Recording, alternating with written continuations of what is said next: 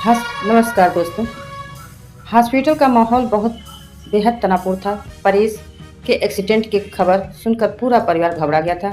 डॉक्टरों ने बताया कि परेश के पैर में कई छोटे फ्रैक्चर हैं और सिर पर चोट लगी है, लेकिन फिलहाल उनकी हालत खतरे से बाहर है।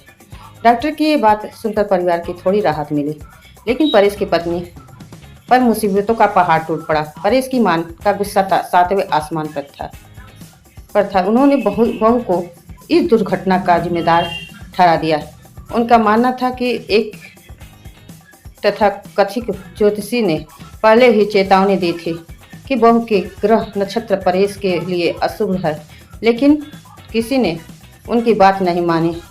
माँ बाप बार बार बहू को अपशगुन कहकर ताने देने लगे। उन्होंने यहाँ तक कह दिया कि जब तक ये लड़की घर में रहेगी, परेश की जान को खतरा बना रहेगा।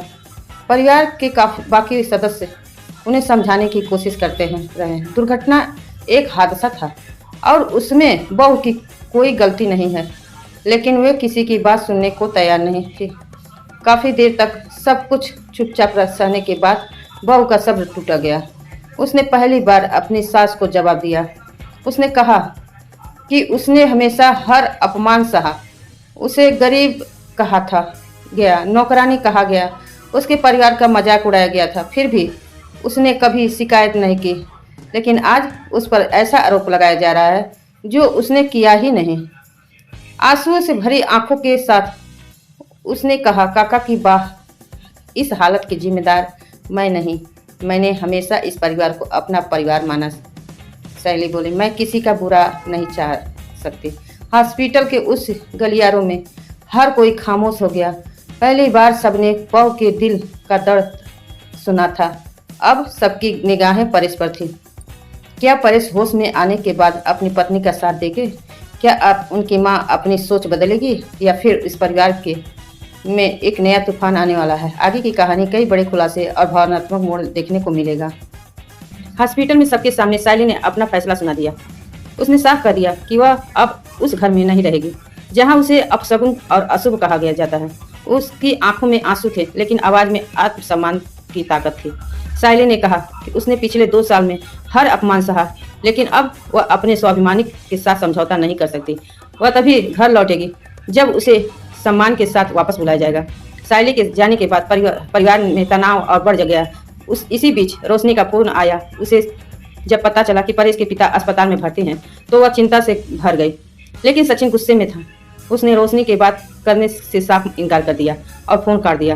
कुछ देर बाद डॉक्टर बाहर आए और उन्होंने खुशखबरी दी कि मरीज को होश आ गया। पूरे परिवार की जान में जान आ गई। डॉक्टर ने सख्त हिदायत की कि मरीज को किसी तरह का तनाव नहीं दिया जाना चाहिए। उन्हें आराम, दवाइयाँ और नियमित फिजियोथेरेपी की जरूरत होगी। परिवार के सभी सदस्य परेश के पिता से मिलने पहुंचे। उन्हें देखकर सभी की आंखें नम हो गई। उन्होंने सबको हिम्मत बधाई और कहा कि उन्हें ज़्यादा कुछ नहीं हुआ है। लेकिन तभी फिर वही पुराने विवाद शुरू हो गया। तेजस ने एक बार फिर संकेत जी भविष्यवाणी का जिक्र छेड़ दिया। उसने कहा, संकेत जी ने पहले ही चेतावनी दी थी कि सायली का आसपास होना परेश के लिए पिता की खतरनाक है। यह सुनकर आकाश का गुस्सा भड़क उठा। उसे लगा कि एक हादसे के लिए सायली को दोष देना पूरी तरह गलत है। दोनों भाइयों के बीच बहस शुरू हुई है। माहौल फिर से तनावपूर्ण हो गया। तभी परेश के पिता ने सबको डांटते हुए कहा कि ये जिंदा है और सुरक्षित है, फिर भी परिवार वापस में लड़ रहा है। उन्होंने तभी सभी को शांत रहने के लिए कहा। इसके बाद उन्होंने सचिन को पास बुलाया और बाकी लोगों का वाहन बाहर जाने के लिए कहा। अब सभी के मन में एक ही सवाल था, क्या परेश के पिता सचिन को बड़ा सच बताने वाले हैं? क्या वे सायली के पक्ष में खड़े होंगे? और क्या परिवार में फैसला अंधविश्वास आखिरकार खत्म हुआ? आगे की कहानी में कई बड़े राज खुलने वाले हैं जो पूरे परिवार को जिंदगी बदल देगा।